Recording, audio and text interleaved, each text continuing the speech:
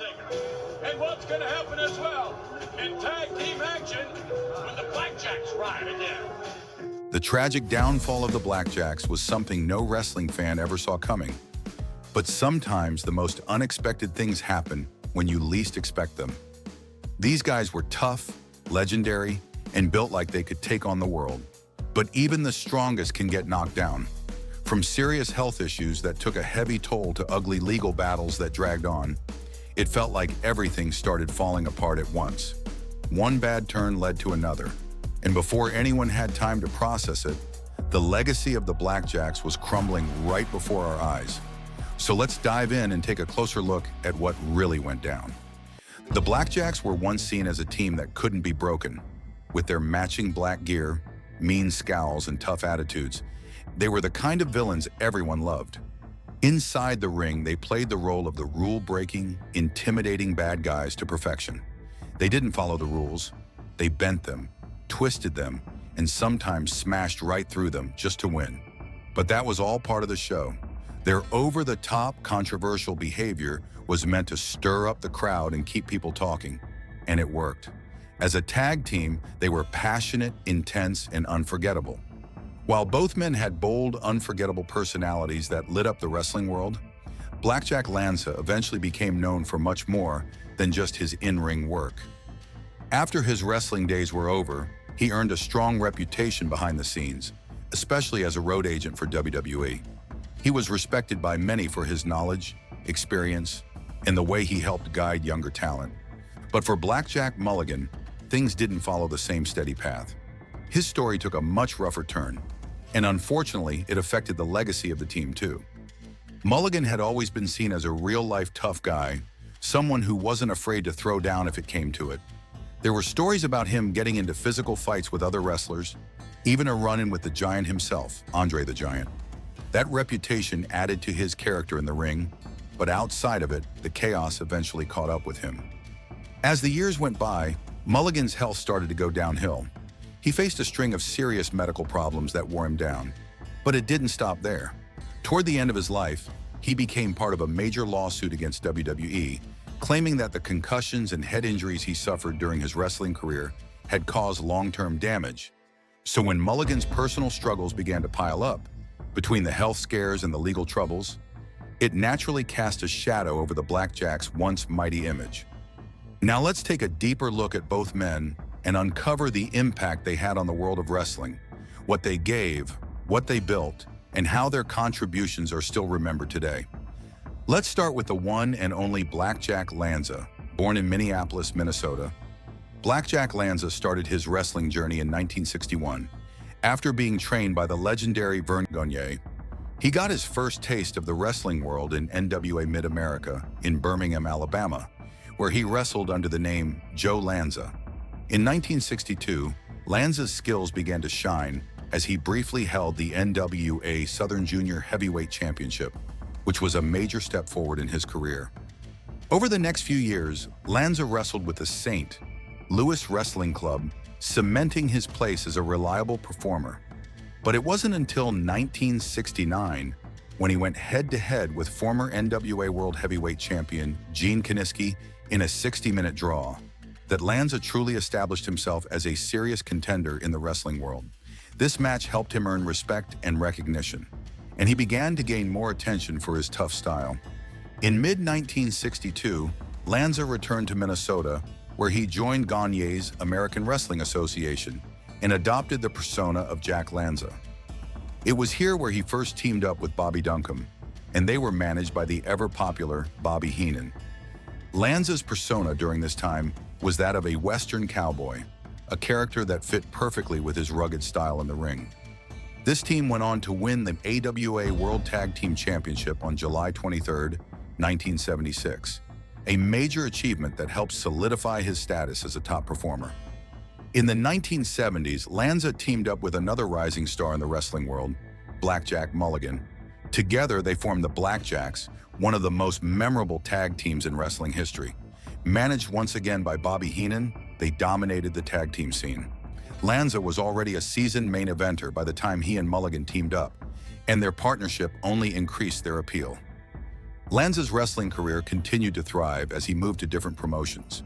In 1967, he wrestled for the World Wrestling Association in Indianapolis, where he captured the WWWA World Heavyweight Championship after defeating Wilbur Snyder in September of that year. His reign lasted until August 1969, when he lost the title to Dick the Bruiser. During this time, Lanza's reputation as a top-tier talent grew, and he continued to impress audiences with his in-ring skill and charisma. The Blackjacks, now a well-established team, moved to the WWA in 1971, where they captured the WWWA World Tag Team Championship after defeating Paul Christie and Wilbur Snyder. Their reign lasted until September 1972, when they lost the titles to the Crusher and Dick the Bruiser. But by then, their legacy as a dominant team was already firmly established. In 1973, Lanza made his debut in the Worldwide Wrestling Federation under the name Blackjack Lanza. Here he continued to face some of the biggest names in wrestling, including Andre the Giant, Chief Jay Strongbow, and Dean Ho. In 1975, he and Mulligan returned to the WWF, where they won the WWWF World Tag Team Championship on August 26, 1975, in a 2-out-of-3 falls match against Dominic DeNucci and Pat Barrett. Lanza's time in the WWWF was marked by his strong performances and his status as a feared and respected competitor. The promotion even promised Lanza one World Singles title shot each month, a sign of just how valuable he was to the company. But Lanza's success wasn't limited to the WWF. He also had a successful run in NWA Big Time Wrestling, where he and Mulligan became the NWA American Tag Team Champions in early 1974. The duo held the titles until July of that year, when they were defeated by Ken Patera and Tex McKenzie.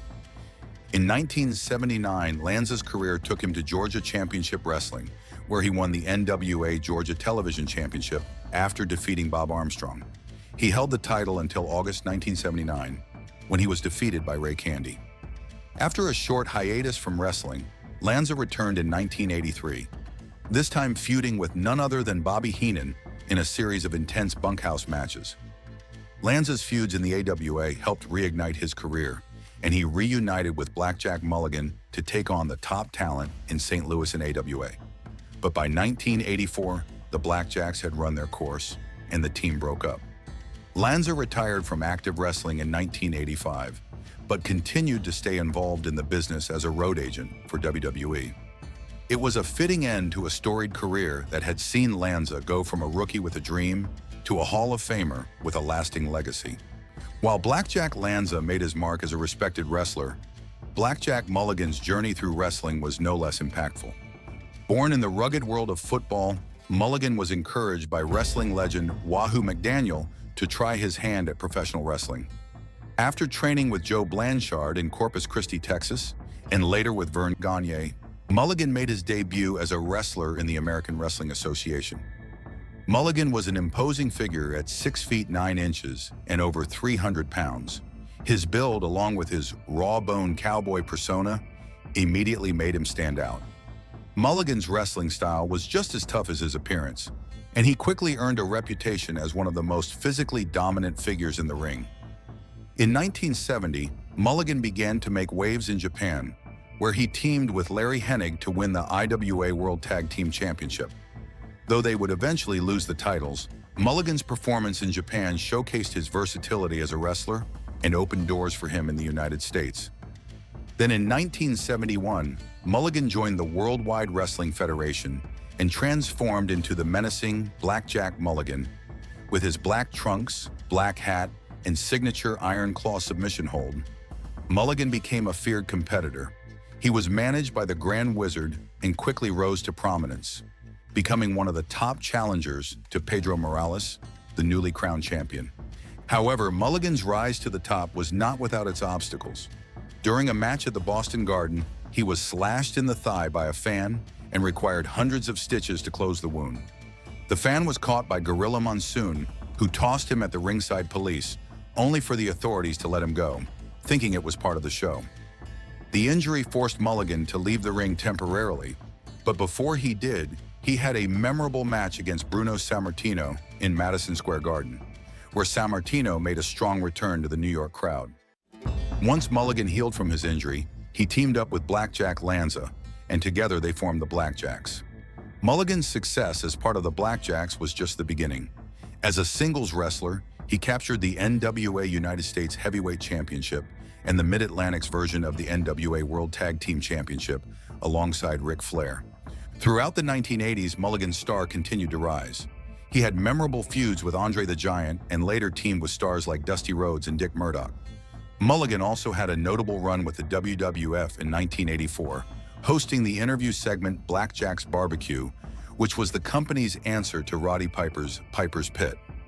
Mulligan's presence on TV helped solidify his place in the hearts of fans, even as his time in the ring began to wind down. By 1986, Mulligan was wrestling under a mask as Big Machine as part of a tag team with Andre the Giant and Bill Eadie. Together, they made a huge impact on the WWF storylines, recruiting members like Hulk Hogan and Roddy Piper to join the Machine ranks. However, after the conclusion of that storyline, Mulligan stepped away from active wrestling and made his final appearance in 1987. Mulligan's return to wrestling came in 1993 when he participated in a six-man tag match at WCW's Slamboree event. Afterward, he moved into the business side of wrestling, working as a match booker and promoter, particularly in the South. Along with Dick Murdoch, Mulligan co-owned Western State Sports in Amarillo, Texas, after purchasing it from the legendary Funk family. In 2006, Mulligan and his Blackjacks partner, Jack Lanza, were inducted into the WWE Hall of Fame by their manager, Bobby Heenan, a fitting tribute to two men whose impact on wrestling can still be felt today. Individually, they were both incredible talents, known for their toughness, skill, and larger-than-life personalities. Together as the Blackjacks, they became one of the most iconic and successful tag teams in wrestling history. Their reign in various promotions, including the WWWF and NWA, helped shape the wrestling landscape of the 1970s and early 1980s.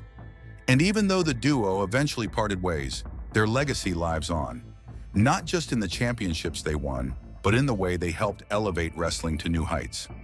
As we look back on their careers, it's clear that these two wrestlers, through their grit, determination, and unmatched teamwork, made a lasting impact on the world of professional wrestling.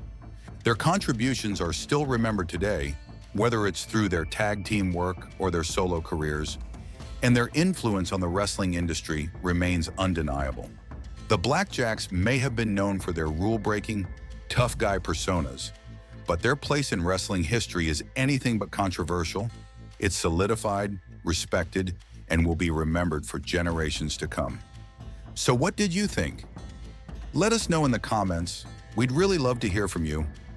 And while you're at it, don't forget to hit that like button and subscribe for more great content. We've got another awesome video coming your way soon. Until then, take care, and we'll see you next time.